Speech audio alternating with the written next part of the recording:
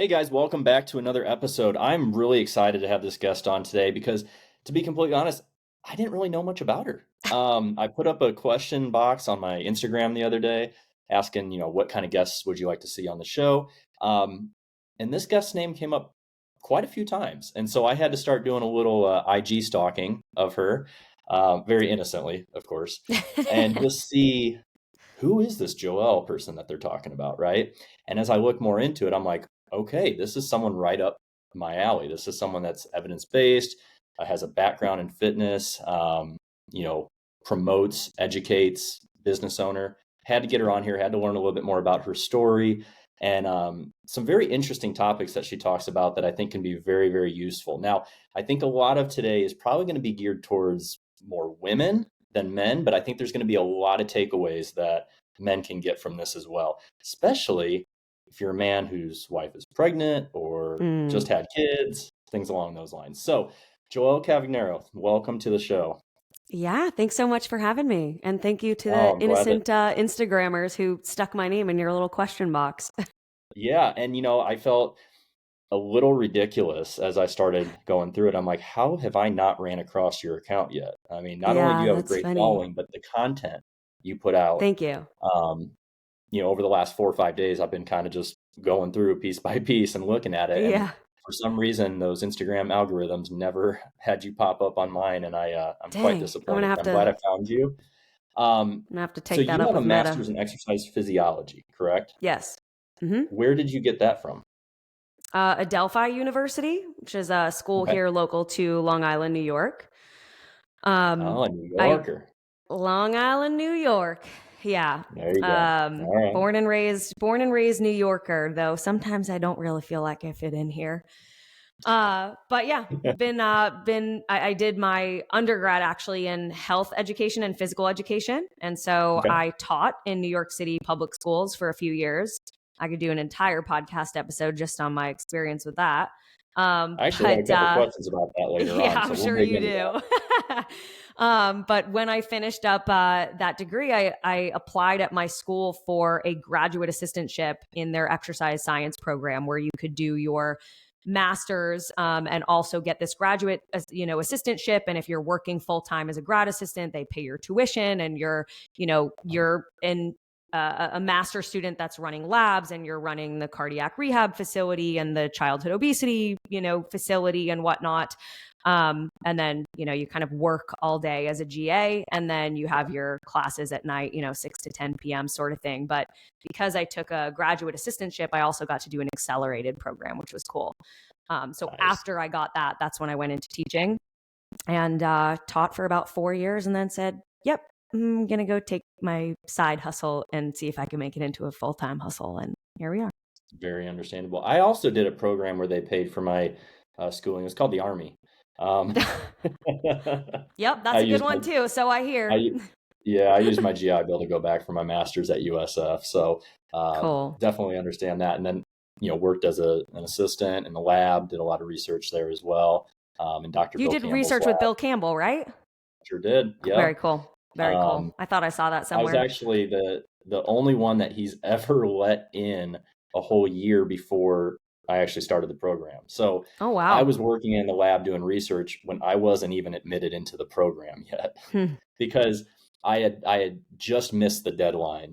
Um, and I'd gone in to talk to him, and he's like, well, because of your background, I was an Army combat medic, um, all this stuff. He's like, you can come in and help with research, and then wait a year, apply, and get in, which is what evidently happened and stuff. Cool. But um, so you were the 2018 Oh, gosh. bodybuilding.com spokesperson finalist, weren't you? Yes, I want. Yes. What? It How felt like a did life. It feels like a lifetime ago. I bet? I mean, 2018, what? Less than 6 years ago, right? 6 years ago now. Yeah. But what was that whole process like? Like, what Yeah. did you have to So, do for that? How far did you man, get? Yeah, I've been in so many different phases of my fitness journey. I'm sure a lot of people can relate to that, where you maybe, started as a runner and then you fell into weightlifting, and then maybe you wanted to be a power lifter, and then maybe you wanted to be a bodybuilder. And Yeah. man, I ran all those routes. I was like, I mean, I know you work, I think, with Lane Norton. I was doing his like power builder programming for a while, and he was big Oh on yeah. bodybuilding.com. And yeah, for a while, I mean, now, like, there's a million supplement companies out there and they're all pretty much direct to consumer now. But years and years ago, at probably the start of you and I's fitness journey, somewhat, bodybuilding.com was like the only thing in the game. Like, it was like where you ordered your supplements, it was where you got Yep. workouts from, it's where you looked at, exercise videos, and fitness models, and, aspired to look like the bodybuilding.com people, and stuff like Absolutely. that. And so, they ran this spokesmodel search every year. And one year I was kind of just like, why not me? Like, why can't I apply? Who says I can't? Why not? Sure. And so I put in this, video, I guess, like a video submission of some sort about why I thought I should be, the next BB.com spokesmodel or something like that. And I got chosen in like a top 50 finalist, and then a top 20 finalist. And then they took like the top 10. Then I think they took top 10. I think it was 5 women and 5 men. And they flew us all out to Boise, Idaho, and had us do all different, videos and exercise tutorials and fitness modeling and things like that, so they could, choose the winners. And I believe that year it was Meg Squats, Meg Gallagher, if you know her. Yep. She was the female winner, and the male, was there a male? There had to Was have it been a male Kyler? winner. Was that the year Oh, it was Kyler won? Kyler. It was Kyler Yeah. Jackson. Thank you. Yes. Yeah. Because And it I actually met Kyler at that Arnold that year. Okay. Yeah. Yeah, and stuff. I mean, I haven't really talked to him a whole lot That's in the so last several funny. years, but yeah, I thought that was the year. 2018 sounded really familiar with that. So Yep. Yep. So they had flown, it was like Des B, Meg Squats. There were a few other people in there. Julian Smith had just joined bodybuilding.com at the time too. And it's funny, we're all like in totally different places of life now. None of us are with BB.com anymore. No, no shame on them, no hate on them at all. right. But yeah. And so I didn't win, but I ended up still getting asked to be a sponsored athlete through them after that whole thing. So they kind of like That's had awesome. chosen winners and chosen prizes, and then it was still like, hey, but we actually love you and we'd love to sign you too. And I was like, yes. And I Well, it's kind remember of just like feeling like I made it. the American Idol thing, right? Like how many Yeah. non-winners have actually gone on to have amazing Right. careers, right? Right. So it's just Right. about getting your name out there, getting discovered, and Yeah. sometimes the best person doesn't always win, right? Yeah. But Yeah. it's kind of That's like, what true. do you do with those opportunities Yeah. afterwards?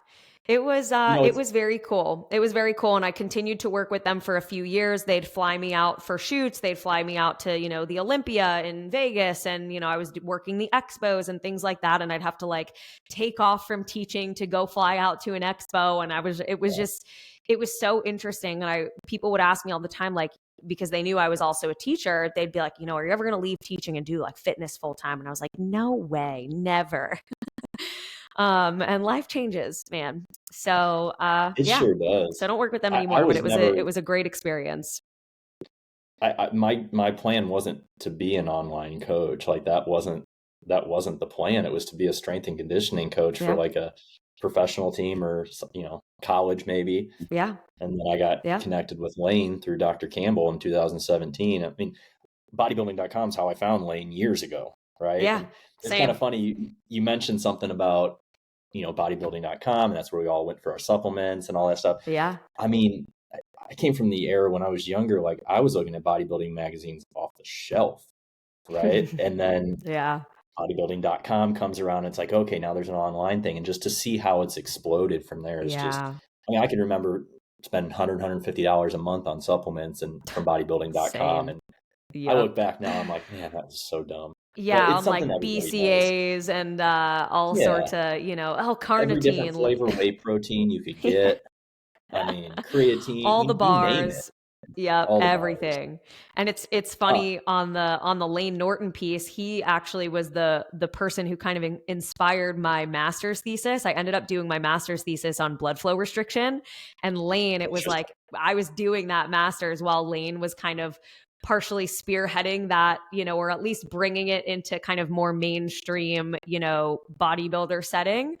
Yeah. And so I was like, Lane Norton, BFR in all my research. And then I, connected with Jeremy Linecki at some point, and I did Yep. a podcast interview with him on BFR. And it's funny how it just So all comes full circle. what's interesting about Jeremy Linecki is that one of his PhD students is Dr. Sam Buckner, who came and was a first year teacher in my master's program at USF my first year.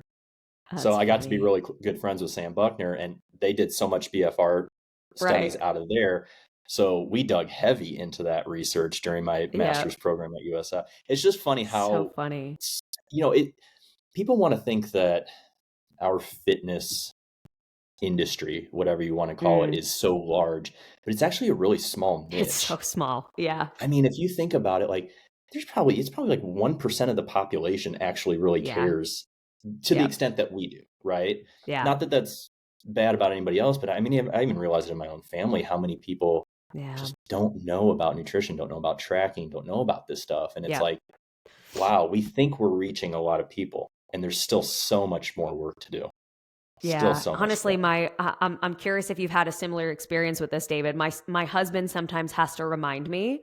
like, yeah, I'll bring up something like, don't people know this, or like, isn't this common knowledge? And Brand's like, you are so stuck in like you forget sometimes because you're so heavily involved in your own niche, and like everyone you talk to and are good friends with are 100%. mostly in your niche. He's like, you sometimes forget that like that is not the general population. And I do sometimes forget that. Like, I think what I perceive as like, oh yeah, a lot of people are talking about now that, you know, and any claim, right? A lot of people Right. now are talking about macro tracking. And he's like, no, people are talking about it in the fitness industry. They're not talking about it Yeah. outside the fitness industry. And I'm like, that's a good point. The amount of people that, and listen, if you're one of these people that I'm about to describe, by no means am I like calling you out, but so many people still don't understand like what a carbohydrate is, what a protein is. I mean, I'll have people tell me like, "Oh, I don't eat carbohydrates," and then they'll go on and list, "I have fruit, I have vegetables, I have." I'm like,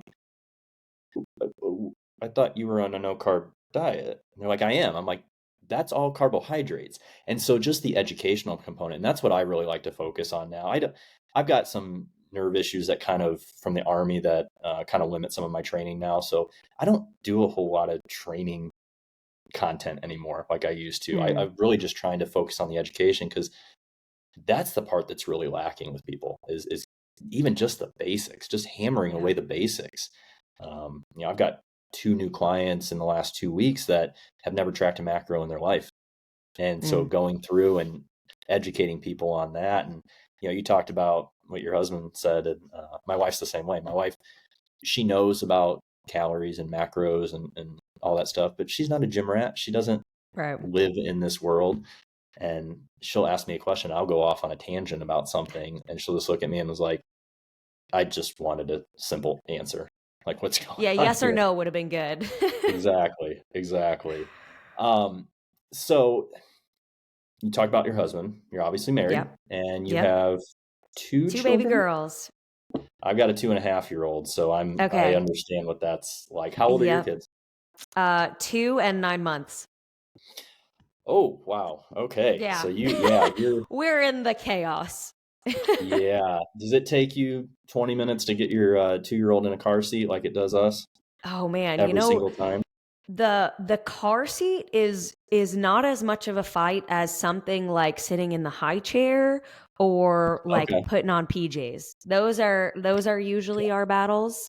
The car seat, she is yet to really resist. I'm hoping to hold on to that as long as possible. I know it's going to shift on me at some point, but right now It we're will. in a big like I don't want to take a nap. I don't want to go to sleep. I don't want to put my PJs on.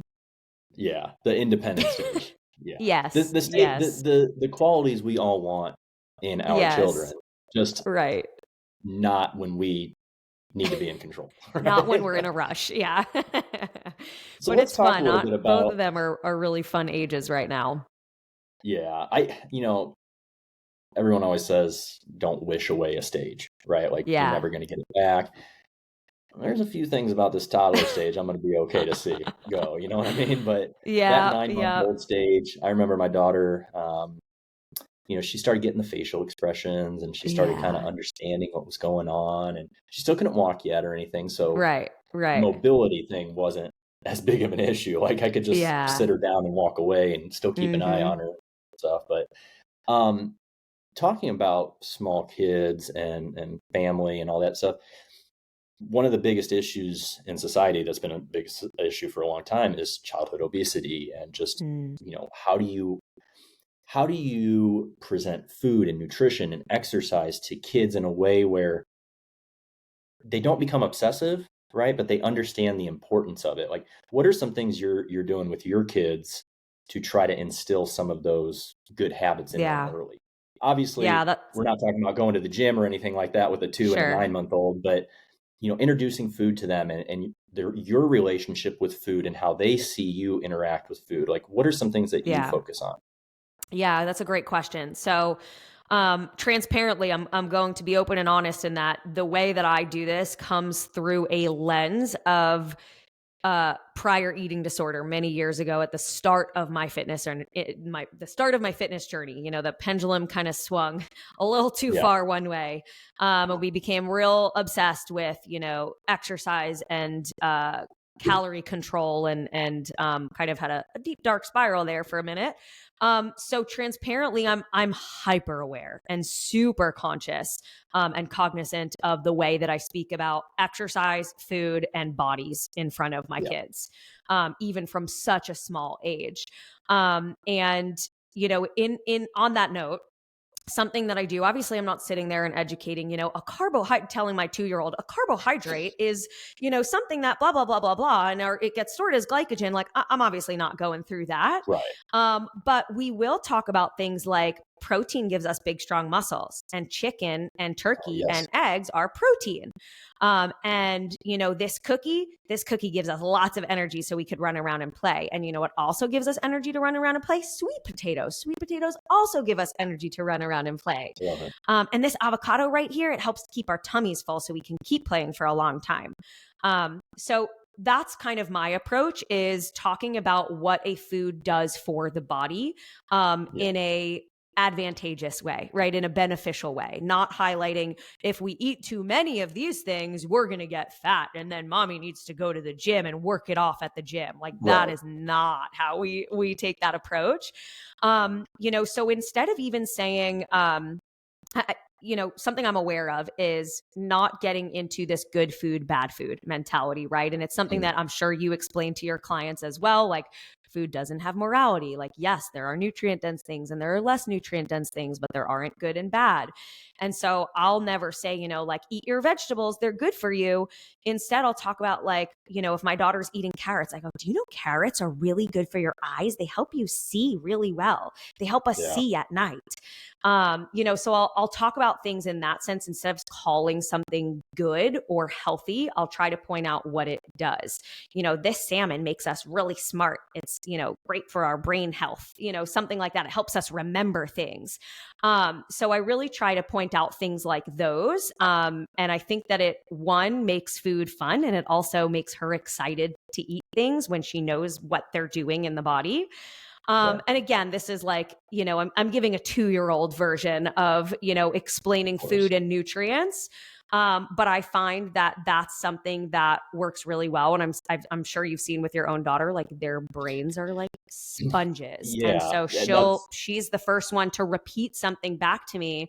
I'll say, what do you want for protein tonight? Chicken or turkey? And she'll say protein. And I'm like, yes, which one? She'll go turkey. And I'm like, okay, great. What does turkey do? And she'll go big, strong muscles. And she'll oh, like that's flex great. her little arms and go, arr. I'm like, yeah, there we go, Sloan. So yeah, that's pretty much our approach.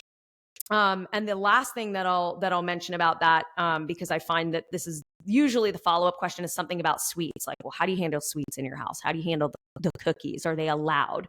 And my approach to that is yes. They're not allowed to have things like that, but they don't hold any power. They don't hold any Yeah, weight. So if you see cookies because, grandma brought over fresh baked cookies and now they're sitting on her counter, sure, you can have the cookie. It gets served with dinner in your I plate, love it. on your bowl, on Yeah, your tray, right next to your broccoli and your chicken and your avocado, because it is the same. These are right, these are the same in that sense, as opposed to, you have to finish your broccoli if you want to have your cookie. Well, now we're reiterating that the broccoli does something and you're, punished basically if you don't finish the broccoli, and you have to earn the cookie by right. finishing your other food. And then I'm telling you to not honor your own hunger and satiety cues. So I know it can kind of sound like extreme maybe to someone listening. I don't know, but I feel like I just try to take away the basic principles that I would even talk about with a client and just kind of make a 2-year-old version of it. It sounds eerily similar to what we do. And Yeah. not that we have to touch on this a whole lot, but I did not know about your eating disorder background. I also nearly died from an eating disorder, Wow. and actually wrote a whole book on it during COVID, and it's on Amazon. And Wow. That's incredible. just the whole gamut of, how it got to that point, and then Yeah. recovery and stuff. And so I don't deal with that stuff anymore. I mean, Yeah. occasionally there's Same. always thoughts, there's always those things, but you got tools, and I don't Right. want to go back to that. But Right. I've been very conscious of, even before I had kids, like, how is that going to affect my kids? Mm. And, my wife's had her own struggles in the past with it. Mm-hmm. And we just early on, um, made a pact, decided whatever, that we are not going to say things like good or bad with food. Mm-hmm. We're going to try to make food fun. We Yep. do the same thing with the sweets. My wife's, she's not a full-time baker, but she bakes a lot, and That's it's awesome. absolutely amazing.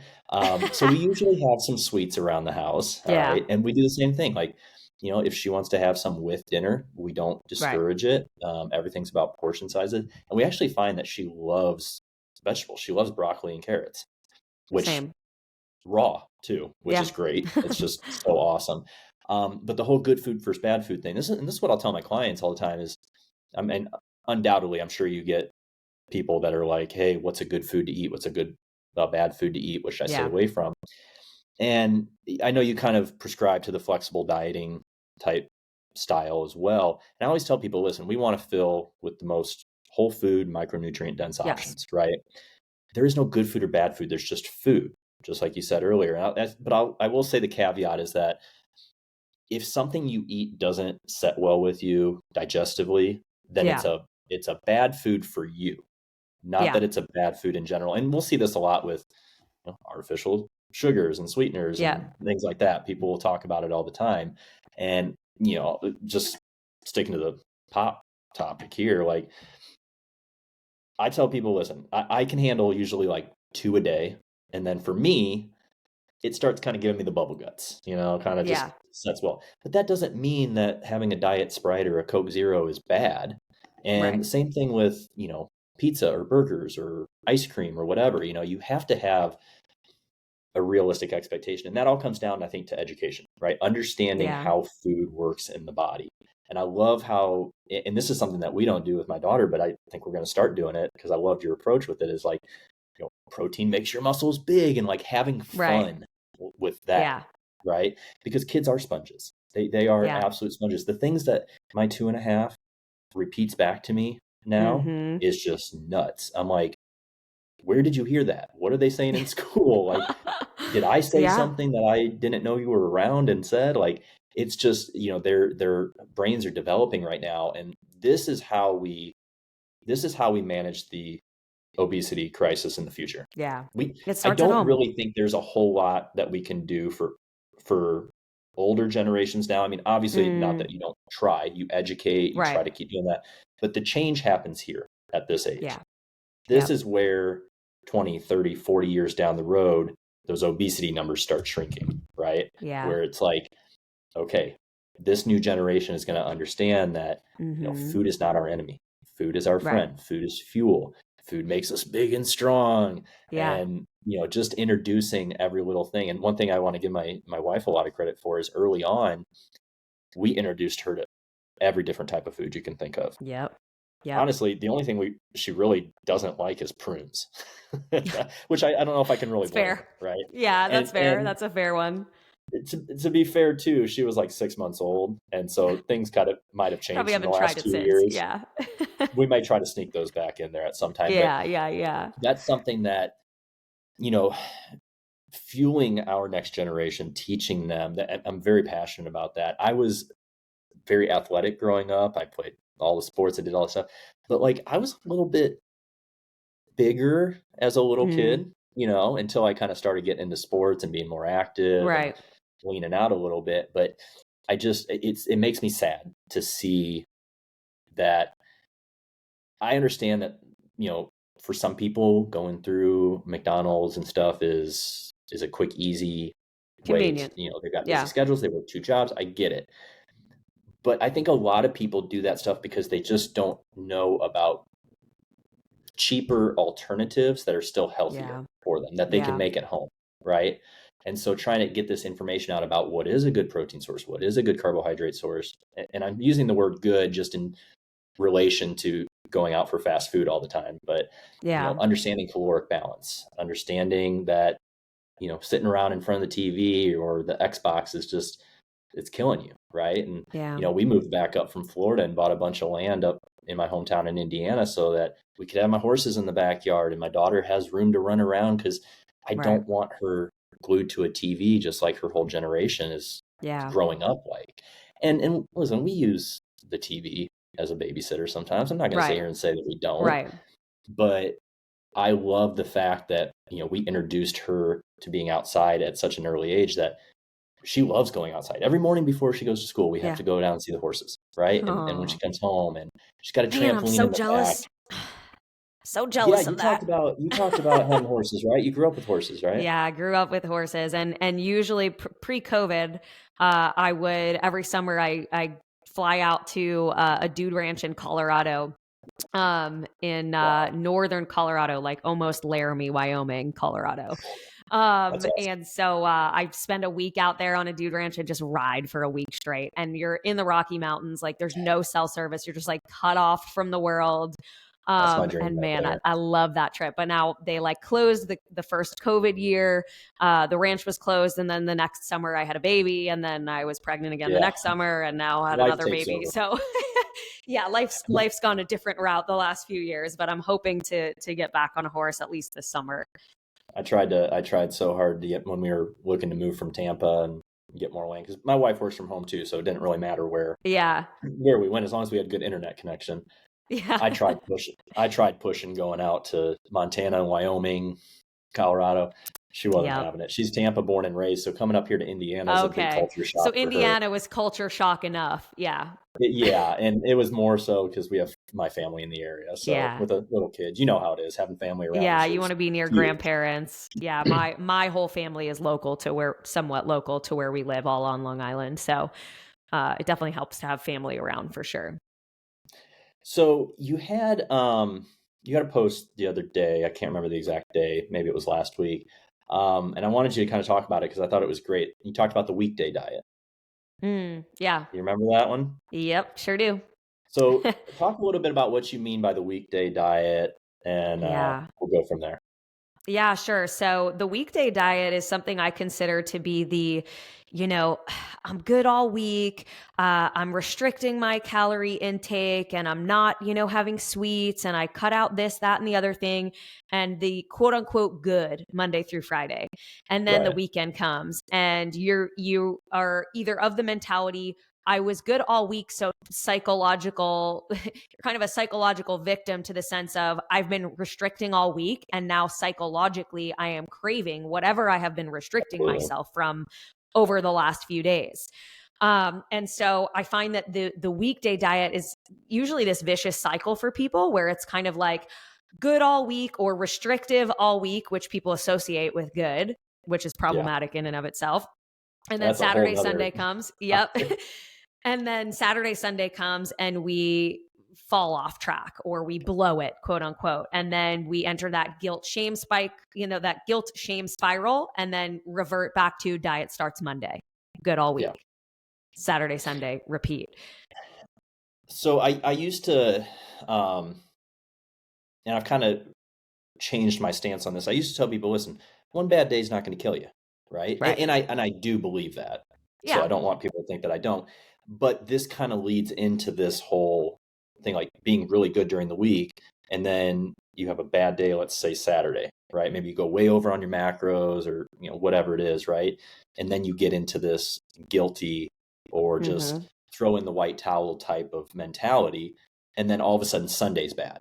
Well, Right. now you've taken, I don't know what percentage, 2 days out of 7, you've taken a big percentage of your week, and that Yeah. can actually over time be very detrimental to you. And Yeah. and I think you touched on something really important. Maybe not metabolically, right? But Mm. psychologically. And Yes. I really find, I mean, listen, I've been a personal trainer since 2008. I've been online coaching since 2017. I've worked with a lot of people as you have. I think overwhelmingly the trouble that more people have is not metabolically, it's psychologically. Yes. And it's their It's relationship with relationships food. with food. Or it's Yep. not fully understanding, okay, if this does happen, which, guys, if you're listening to this, Super Bowl a couple days ago, I did not track a thing. I went way over. I drank a lot of beer. I ate a lot of food. I felt like crap the next day. Okay. But I got right back on track, and I'm good now. So Right. overeating, the reason I say this, because overeating is normal at times. Holidays, Christmas, Thanksgiving, 4th of July, whatever you want to, whatever you want to throw in there. Overeating is normal. So to punish yourself for that is basically saying that you're not doing what normal people do, right? Right. Now, overeating on a regular basis is something that's the problem. And then the poison is always in the dose, right? It is with everything that we do. Alcohol, minimal alcohol, not horrible for you, right? But it starts getting bad when you start exceeding the limit, right? Yeah. Food, the same way. You can get fat on quote unquote healthy food, Sure. right? So it's that mentality and that psychological approach to a bad day. And I think society, and this is why we see such low calorie diets all the time, because society's answer is, well, just punish yourself and work it all off and Mm. just dig yourself Mm-hmm. deeper. Whereas for a lot of people, that's making the problem a lot worse. Yeah. Just get right back on track the next day and be patient, right? It may take 4 or 5 days or a week for whatever those 2 days, right, for them to kind of correct themselves during the week, to get that Right. weight back down, to start feeling better. But you start digging yourself deeper and deeper in a hole, and that's when metabolic adaptation occurs. That's when this vicious Yes. yo-yo dieting cycle begins. So, when you have clients that fall into this weekday diet approach and go off the rails on the weekends, what are some things you're talking to them about in terms of trying to rein them back in and kind of get their mind right moving forward? Yeah. So, one of the things I like to kind of do some reflection on with clients in a situation like this is what is different about the weekdays than the weekends. And for most people, the common theme is that a lot of people um, are much more prepared on the weekdays. Like they prep things, they pre-track their macros, they prep lunch to bring to work with them the next day. They're very, very routine on the weekdays. And that Right. routine typically helps them stay more on track, so to speak. And then the weekend comes and there's less structure and there's, well, maybe I do want to work out or maybe I just want to lay on the couch and watch Netflix, but like I don't have to go to the gym at 5 a.m. because I don't have work today and I don't have to prep a lunch for me because I'm going to be home or I'm going to be out with friends. We see people eating out more on the weekends. And so Mhm. I think that people just, they partially have less structure on the weekends. And I think Mhm. that's a piece of it. And then we kind of, if that's the case, we start to figure out, well, where can we add just a little bit of structure? I'm not saying we need to be, militant on the weekends, but where can we add a little bit of structure? Maybe it's still doing some meal prep, or maybe it's still, making sure that we're not eating out for every meal, but we're going to choose one meal that we're going to have out, during the weekend. And so where can we, just kind of add a little bit more structure. The other piece of that is obviously looking at, caloric intake overall. We certainly have the option to have lower days and higher days in terms of calorie differences, and kind of cycle calories or carbohydrates that way. If we, kind of want to treat the weekends like refeeds, if we're deep into a dieting phase or something like that. Obviously, the general population doesn't really need refeeds. Right. But we could certainly modify calories. That's not usually my first course of action because I think people have a hard enough time sticking with one set of numbers. I don't like to I complicate things if agree. we don't have to. But it Absolutely. is an option, right? It is an option if someone, is repeatedly kind of going that route and just wants some more flexibility on the weekends. You could kind of, make weekends more so maintenance and, the weekdays a deeper deficit. But again, I don't love to go that route. It really depends on the person and their scenario and what their circumstances are, because sometimes I feel like that can perpetuate this like restrict and then overindulge cycle. For sure. But it's almost like with permission because macros. So if it's like a relationship with food issue, I don't necessarily love to do that because I think it can kind of further perpetuate that mindset and that shame and guilt spiral. But generally speaking, I like to really take inventory of what's different on the weekdays versus the weekends, and figure out what needs to be modified. Is it, are we eating out? Is it that the food choices are different? Is it that we feel really restricted on the weekdays and now we're wanting to overcompensate on the weekends? So I think diving into where those caloric differences or the food selection differences are coming from, kind of almost getting to the root cause of that, Yeah. and then kind of figuring out a course of action based on what is getting us to that point on the weekends. Yeah, I mean, you talked about structure, and I agree with you.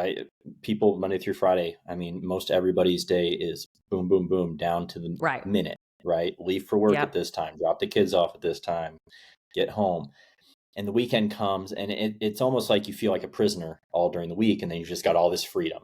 Let Right, loose. Yeah. for sure, and I get it. Like honestly, the most free time I have is actually during the week when my daughter's at preschool, because on the weekends Yes.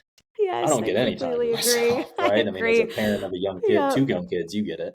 But the structure aspect of it, and this is where, um, so in the book that I wrote, I also talk about I was clinically dosed with OCD. Um, Once again, doing much better, but there are still elements of it. I'm a type A personality. I'm always going to like Sure. structure, and I think I think there's a lot more type A's out there that are like Mm-hmm. that, and when they don't have that structure, they don't know what to do. And Yeah. so you mentioned something about getting to the root cause, and I think that's absolutely 100% what the whole issue is because you've got to figure out to that client what they think the issue is, right? Because on the outside, as coaches, I can say, well, yeah, I mean, you're going out drinking a lot here, you're eating here, you're going out with your friends. Like those are that's kind of just the surface thing. But why do you feel like you need to do that and go Right. into excess? And really Right. kind of this is where communication with the client is crucial. And um, letting them hear themselves say what the issue is, right? Because it's so powerful when you can draw it out of somebody and then they have to Yes. audibly listen to themselves say the issue because they can't run from it at that point. Like Yeah. typically, I think as coaches, we kind of know what the general Yeah. issue We're trying to is. like lead the horse to water. Exactly. Great analogy. I love it. Yeah. I thought you'd Um, like that one. but I love it. But the most powerful thing you can do as a coach is get somebody to take ownership of their own Yeah. actions. And Yeah. taking ownership of your own actions is not a popular thing in today's society. There's Mm, always something or someone to blame, right? And so we mm-hmm. want to, create this. I don't even know what the word I'm trying to say is. I We think that want you want to people empower the client empowerment. to That's it. It get was on there the tip of my themselves. tongue. Yep. Thank you for the assist there. We want to empower them. And I'll tell everybody as soon as I start working with them. And listen, I've worked with clients for 3 or 4 years before. Yeah. I'll tell them all, like, whether we work together for 6 months or 4 years, at some point we're going to part ways, right? Yeah. If at the end of our time together, not only A, you've achieved your goal and we've done it safely and efficiently, but you feel more educated and empowered to be able to sustain that goal, then I've done my job as a coach. Just throwing numbers at somebody is not coaching. You can teach a damn Mm, monkey to do that, right? There's algorithms for that. right. Coaching is asking the hard questions. Coaching is Yes. prodding. Basically, you got to prod into them a little bit, but you also have to like be respectful, right? You have to Yeah, of course. develop that relationship with them first. I'm not going to prod somebody in the first week like I am the 24th week, Yeah. you know, and learning how to communicate in different styles, but getting them, I think it comes down to getting them to, you know, you as a coach have to keep asking the right questions, but getting them to Yeah. be willing to dig deeper and get down to the fact, well, I've even had a client dig as deep as and go to the childhood, right? Where they're like, well, we weren't allowed to have anything during the week and the weekends were a reward system.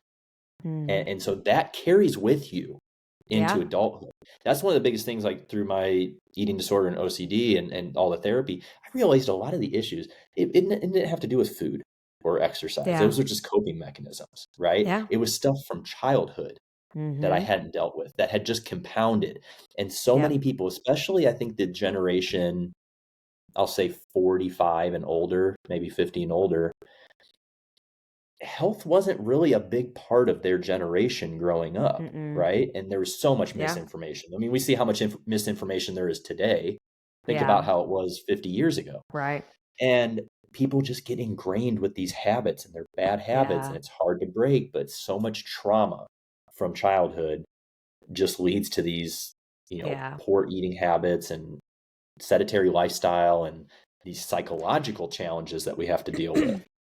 Yeah, I think truth is it's not following a set of macros that's super hard. It's not following a workout plan that's super hard. It's unlearning everything that you thought you knew about health and fitness. It's 100%. unlearning those behaviors that are so ingrained in you from childhood or adulthood. I mean, we have a lot of clients at level 10 in that like menopause range. We get a lot of Yeah. like women in late 40s, 50s, and 60s who are terrified to eat. They are terrified of carbs.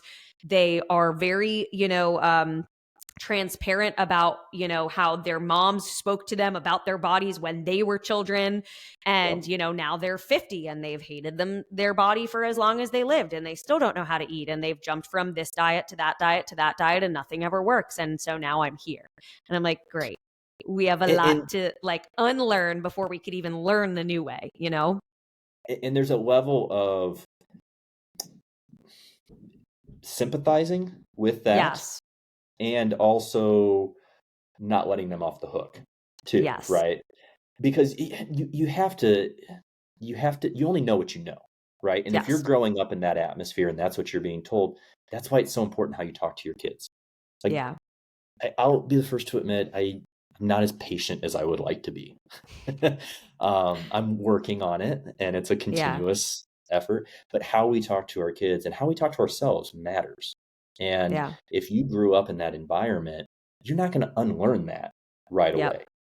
But Yeah. you also have to recognize that that's what's holding you back, and you have Yeah. to actively be taking steps. So a little bit of sympathizing and also some tough love. Yeah. Um, and unlearning habits is probably one of the hardest things you're going to do because Yeah, they're of so course. ingrained in you. And I kind of think about that saying, you might not always know what you want, but at least know what you don't want, Yeah. right? So you might not necessarily know all the steps it's going to take in order for you to get to where you want to get to, but you got to know and recognize what's holding you back.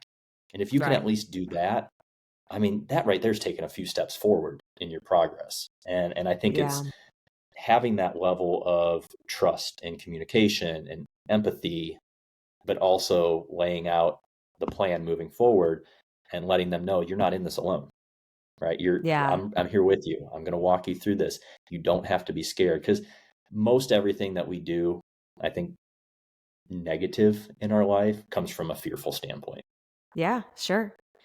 And I'm curious if you've had this experience with clients too, where we have a question in our client check-ins that's something like, what do you need from me this week? Do you feel like you need empathy? Do you feel like you need grace? Do you feel like you need a kick in the butt? You feel like you need a cheerleader? Tell me where you're at psychologically and what you feel you need. And I Right. can't tell you how often someone writes the exact opposite of what I think they need as the coach, right? Like, Oh, of I course. Of not course. to discount what you think you need, but like, you just destroyed yourself in this check-in. You just shit all over yourself on this check-in. And you're Mhm. telling me you need a kick in the butt and tough love. No, you don't. You need a Yeah, little empathy. You need a little grace. You need me to point out all the things that went really well for yourself this week and all the things you did great at that you didn't give yourself any credit for, so that you have for sure. a little bit of self-confidence to actually carry through with this next week and stay the course next week instead of feeling discouraged. Like, I think it's so Yeah, easy for clients to be like, give me the tough love, lay down the hammer. And it's like, that is not what you need. And sometimes as the coach, we do know what you need for better sure. sometimes than what you think you need. Well, and that's the whole reason you have a coach, right? Is because you Right. you you can't be objective towards yourself. Yeah. I mean, the It's human hard. brain is so amazing because we can make ourselves believe or not believe anything we want. Sure. People do it all the time. I've Yeah. probably done it 4 or 5 times today, to be honest. Right. Right. But I mean, just going back to what you just said as far as, needing the opposite, right? I had a client this morning. Actually, I'm sorry. It was Yeah, it was this morning. It was this morning. I had to check in. I had to look at the date. I'm getting all confused on what date it was. And they had a great week. I mean, if I'm correct, they lost like 1.8 pounds this week. Well within, like, pretty close to that 1% total body weight loss per week Yeah. that we're shooting for. Right. Um, but they were just shitting on themselves, like, because Monday, and this will kind Mm, of, I'll lead into this, because Monday weight shot up a couple pounds, right? mm. So they After they Super ended Bowl. up Right. about where they were at the beginning, and they're like, I didn't lose any weight. I'm like, no, no, no. Here's the data. Yeah. You These are can just see it just as clearly fluctuations. as me. Hmm. Normal fluctuations. And I said, what happened yesterday? Well, it was Super Bowl. I wasn't at home. I was eating out. I'm like, okay, so you were doing a normal thing that 123 million other Americans were doing Yeah. yesterday. I think that was the final number on the Super Bowl or something like that. Um, so why are you discarding the other 6 days? Like, do those not Not count? count. Like, Right. so you're going to judge everything off of one day. One day. And once again, I don't know the percentages, but 1 out of 7 is a very low Yeah. percentage of the actual week, right? Right. And this guy wanted me, I would imagine, wanted me to buy into that and say, yeah, you need to work harder. You need to do that. I'm like, bro, anybody would kill for this result. And Yeah. okay, if we want to look at the worst case scenario, you ended up back at the same weight as you were at day one. You didn't gain weight. You Yeah. ended up back at the same weight. Right. No harm, no foul. But you actually did lose 1.8 pounds on average from the Right. week before. And if you just give it a couple more days, get back on It's going to track, come get back back down. to training, that water retention is going to fade off. Yeah. And you're going to be like, man, why did I beat myself up on Monday? Yeah. And Yeah. this is where having that objective eye comes in Yeah. handy. I mean, if I was going for a specific goal right now, I would be hiring a coach, Yeah. because I have a very good ability to make myself believe anything I want. And that's not a Yep. good thing all the time, right? Yeah. But I did want to touch on two more topics with you. I want to be Yeah. respectful Sure. of your time because I know you're really busy. But this is the kind of the portion where I said at the beginning, I think this might be geared a little bit more towards women. And I'm really Sure. interested on your takes on um, breastfeeding and caloric intake, Mm, and also training during your menstrual cycle. Let's start with the okay. breastfeeding and caloric intake part of it, Okay. and then we'll dive into the menstrual cycle part. Yeah. So breastfeeding and caloric intake. It just there's a few issues here, right? We know that women feel uncomfortable in their postpartum bodies, right? You go Mhm. from like everyone loving your pregnant belly and maybe you loving your pregnant belly. Not everyone loves their pregnant body, but some people Right. do. And people doting on you and making these comments about how, you're glowing and what a blessing and blah, blah, blah. And then you're postpartum and you're The still cute left little with baby this kind bump. of squishy belly and you're tired and you don't look great and you're maybe carrying some extra weight or some extra cellulite, and then we immediately feel this pressure, right, to bounce back, Mhm. or at least, I'll put bounce back in quotes. Um, this pressure to get back to how things were, or to get back to pre-baby weight. And I personally loathe this rat race to get back to the pre-pregnancy weight, or to fit into your pre-pregnancy genes. First of all, let's Can stop I for a stop moment you and real quick? appreciate. I don't want to Yes. interrupt where you're at, but I'm curious, do you think that is more societal pressure or the pressure the woman puts on herself?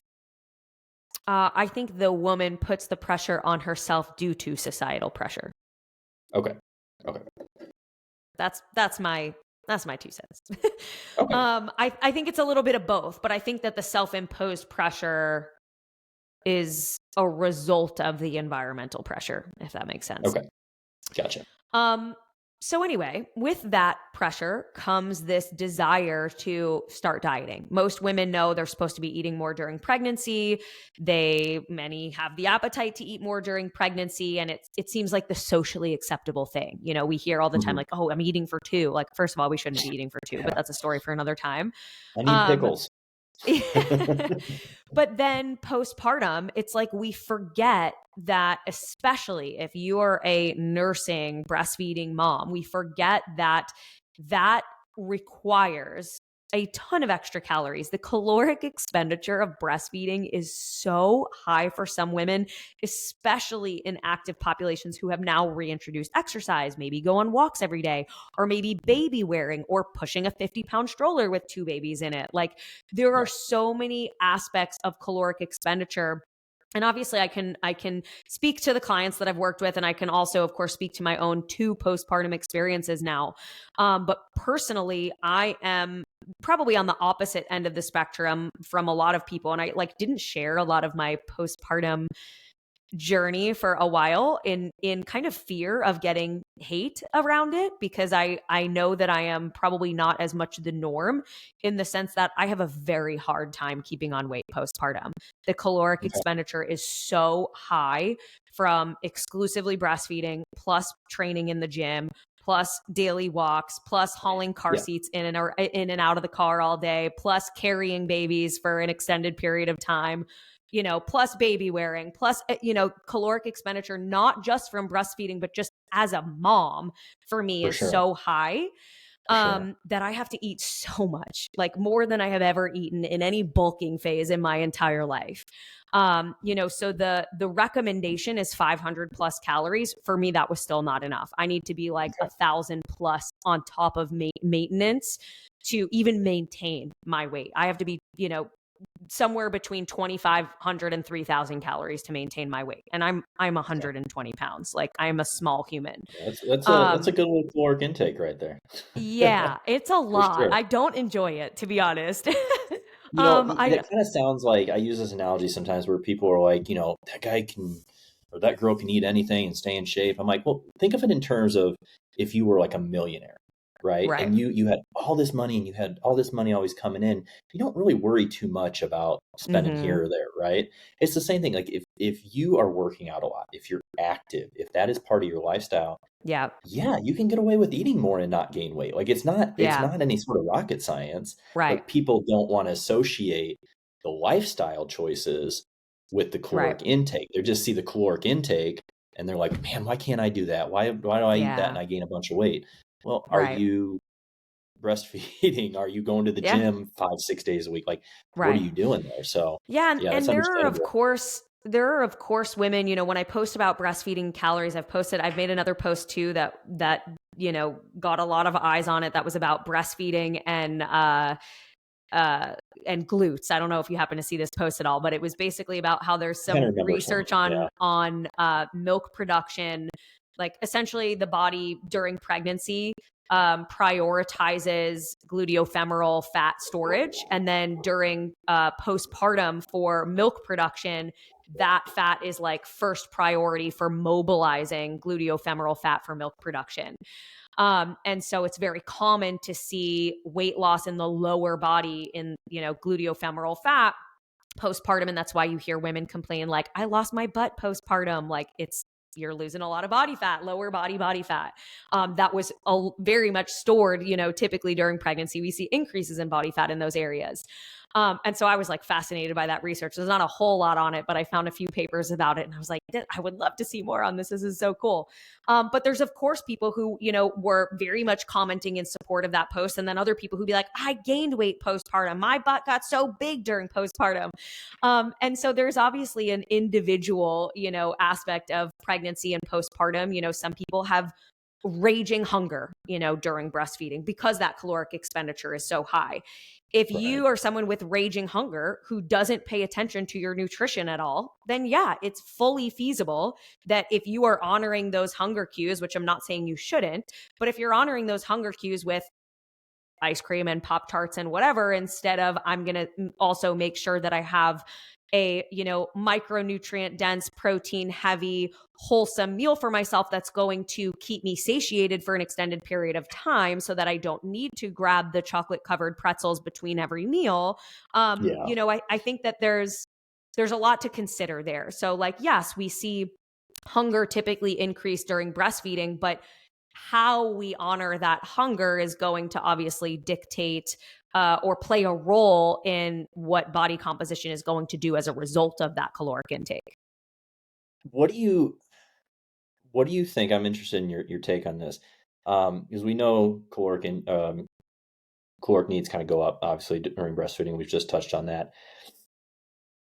How much does the emotional aspect of what women are going through postpartum Hmm. play an effect on their hunger cues? Yeah. So, like, how much of it is physiological and how Yeah. much of it is actually psychological or So emotional?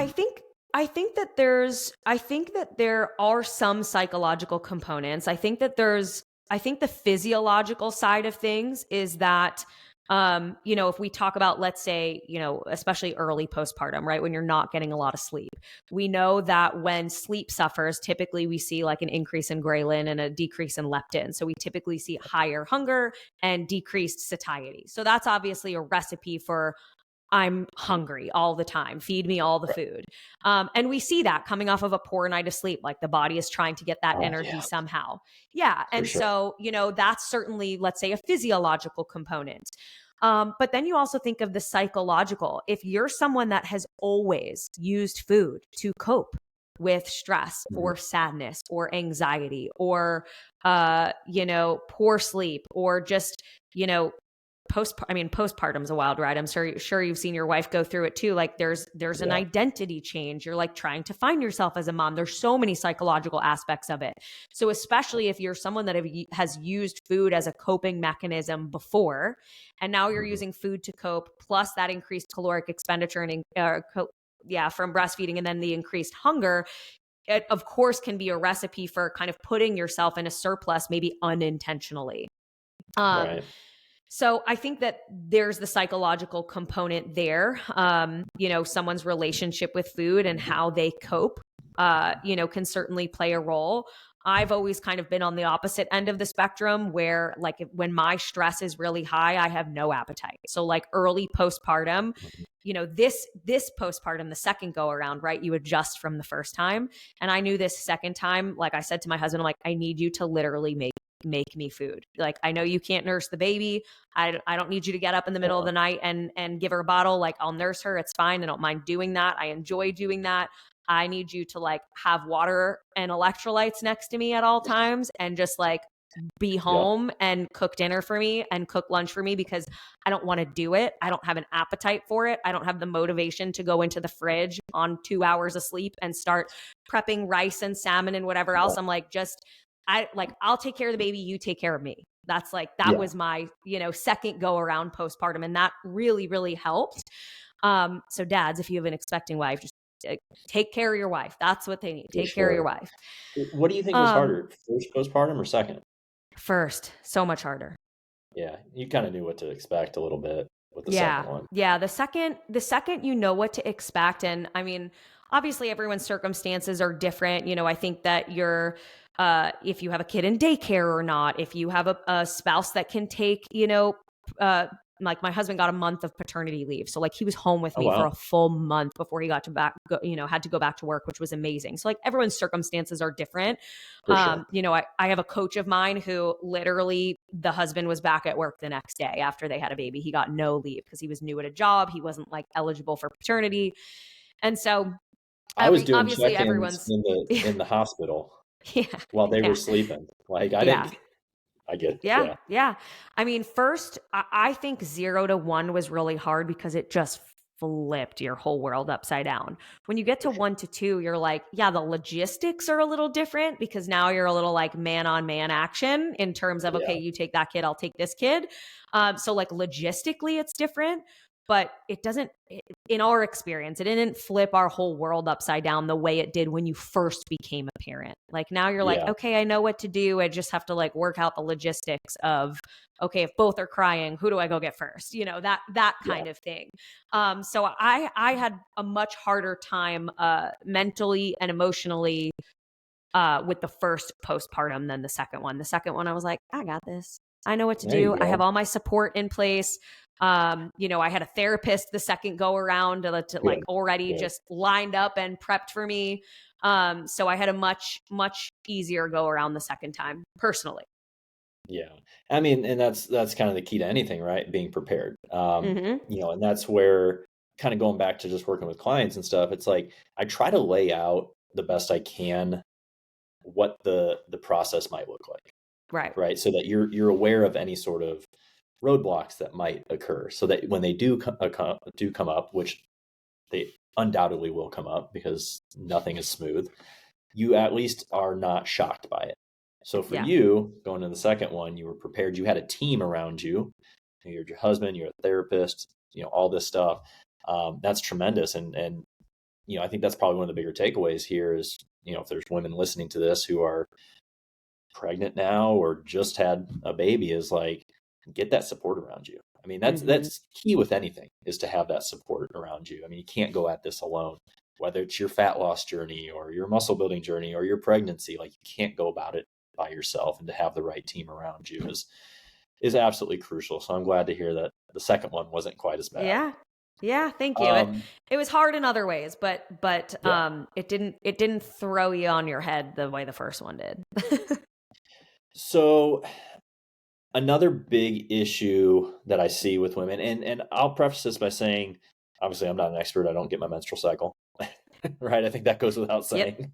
Um, but I have worked with quite a few women, and the one thing that I've noticed is that every woman kind of handles it a little different, Mm-hmm. and even the same woman can handle each month different. It Yeah. can be different each month, right? Yeah. Which can make things very frustrating, not only for the woman, especially, right, first and foremost, but also as a coach. Like, Right. how do you know how to coach them if every month they're having different side effects, right? Like, you don't really know how to get in that rhythm and what to expect moving forward.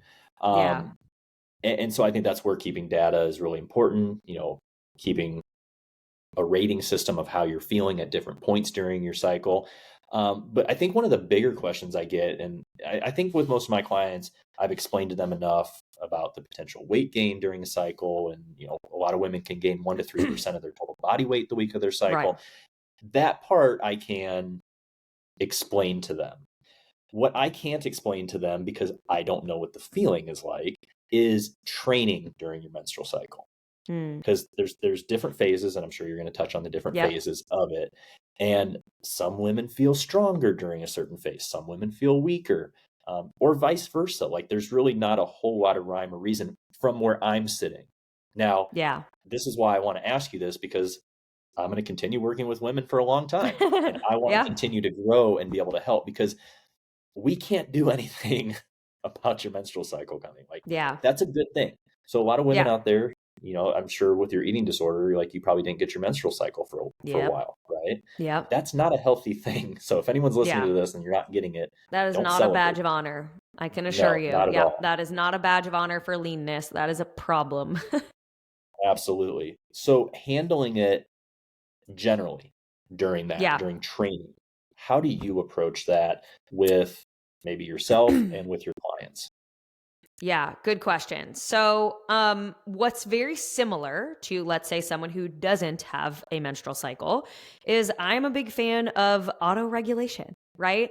I don't think that it's necessary to schedule, a deload every time someone has their period. I don't think it's necessary to say, okay, only yoga this week and light activity because of your estrogen and progesterone and, insulin sensitivity and whatnot. What we do know from the research is that the cycle individuality is so individual. It is completely variable from person to person.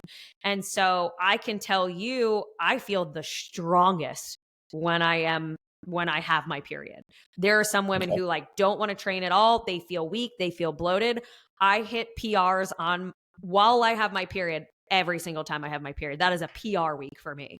I know Nice. that that's not how every women function, but for me, A I'm like, period I'm gonna have a PR. great, yeah, yes, a period PR. And so for me, I know that that's gonna be a great lift. Now, the few Yeah. days leading up to it, I will feel like a baby giraffe on roller skates that just doesn't even know how to walk. But Hmm. then I get my period and I immediately feel better. So there is so much variability. And so I don't think that there's one blanket statement, which is why I like to say auto regulation is important, whether we have a menstrual cycle or not. And so, for Right. those maybe not familiar with that term, it essentially means that we are modifying the frequency or the intensity or the duration of our activity or our exercise based on how we are feeling on a specific day. And so, maybe I go into the gym to hit a specific set of numbers, and this should feel like in a 7 RPE, but it actually feels like a 9. And Yeah. so this just feels really heavy today, and so maybe I'm going to do a few less reps, or maybe I'm going to back off the weight a little bit, so that this just feels a little bit more, a little bit more comfortable, basically. I So do think you that use an most, RPE yeah, system? Do you use the RPE um system or if RIR? depends. Yeah. Depends. We use both with clients, depending on how what their training experience is and training age and kind of what phase Gotcha. of programming they're in. Generally RIR. I prefer probably RIR over RPE, because kind of like how you were talking about before, you can convince yourself of anything. I could convince Yeah. myself of a certain RPE. RIR is almost like a little bit more quantitative, where you're like, okay, no, I For definitely have sure. one left or two left. And I Yeah. think from, maybe a cycle standpoint, being able to say, okay, shoot for 3 RIR this week instead of 1 to 2 RIR. Maybe that just kind of feels a little bit more quantifiable for people.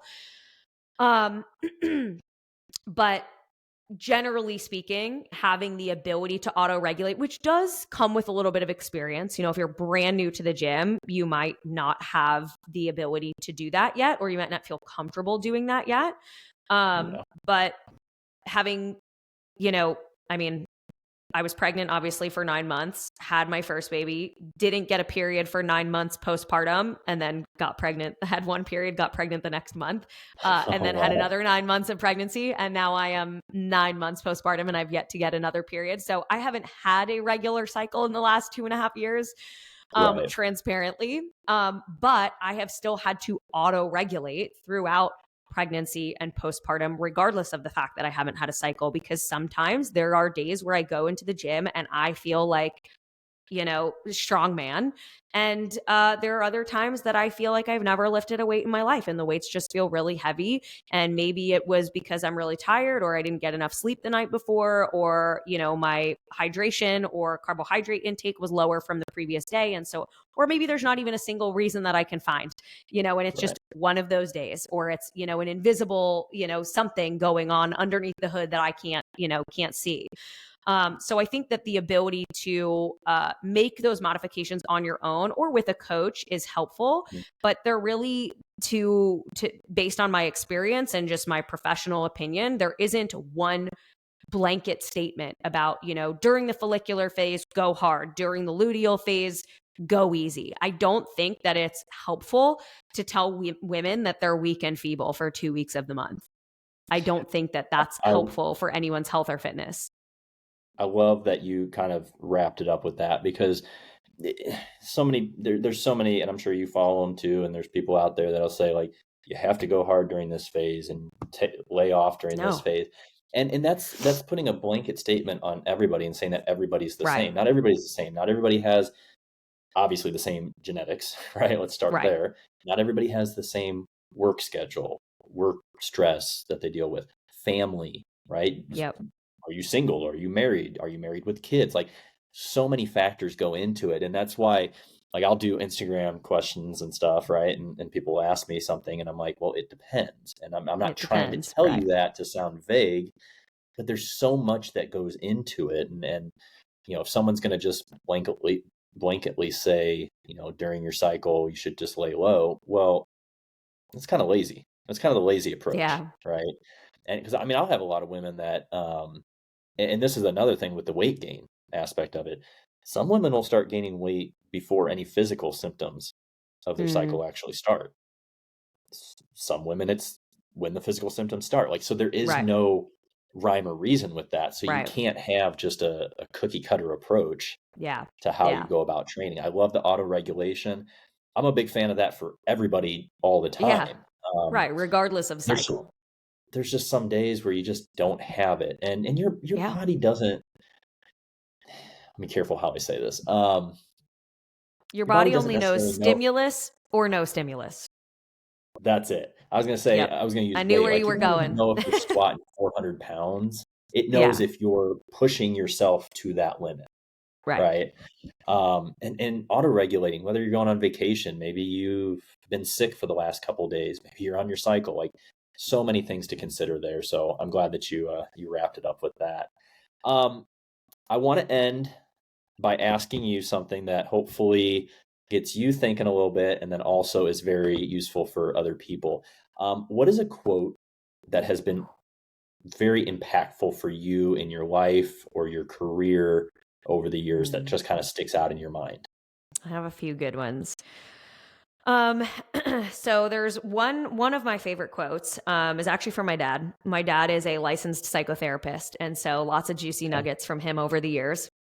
I Um, bet I bet growing up was fun with that, huh? yeah, it was a double-edged sword. Yeah, I bet. definitely. I bet. Um, so something that my dad always would remind me, especially, when I was probably like an angsty teenager, I would hear this a lot more than I do now as an adult. But my dad talks about things that contribute and things that contaminate. And Hmm, we have people in our lives that contribute to us and who we are, and we have people who contaminate us and who we are. And the same goes for decisions and choices. Every day we make choices that contribute to us and who we are or contaminate us and who we are. And so the goal is to continuously take inventory of who and what is contributing and who and what is contaminating, and try to minimize the contamination and try to enhance the contribution aspects as much as possible. that's fantastic. I love it. I There we love go. it. We Thanks, will Dad. end it there. I want to thank you so much, not only for coming on, but just to get to know you a little bit more. Yeah. Definitely, like I said, after did a little bit of harmless Instagram stalking, I definitely realized that you are someone with tremendous value. Thank you. Great story, great educator, and definitely want to connect more people with you. So, how can people find you if they don't know you yet? Yeah.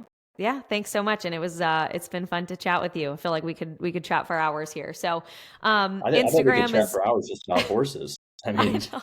That too. That too. I'll have to find you some Colorado pictures of riding for you. please do, please do. But you can find me on Instagram at Joelle Samantha. That is the main place to find me. I also run a coaching company called Level 10 Coaching, and we are a team, coincidentally, of 10 evidence-based health and fitness coaches that range from registered dietitians to strength and conditioning coaches, PhDs in exercise science, athletic trainers, pre and postnatal coaches, all that. And I always have to clarify, like, we didn't start with 10 people. We coincidentally have 10 coaches right now, but 10 is actually an acronym for training, education, and nutrition. So, yeah, So, are you going find to me on cap it Instagram. out And if you now? Like, did, you're not going to bring yeah, anyone else on? It's too I know perfect now, right now. we can't, yeah, it can't be level 11. Like we just got to keep it here now. But please, if you did listen in, and if any of this, chat with David resonated with you, please shoot me a please shoot me a DM. The DMs are always open, and I would love to meet you and let you know if you Absolutely. And liked it I'll put or all her hated it. info in the description below and the whatever it Perfect. is, description comment. But Cool. anyways, but great meeting you. Thank you so much. Just a wealth of knowledge, and I look forward to a lot of people hearing this. Yeah. Thanks.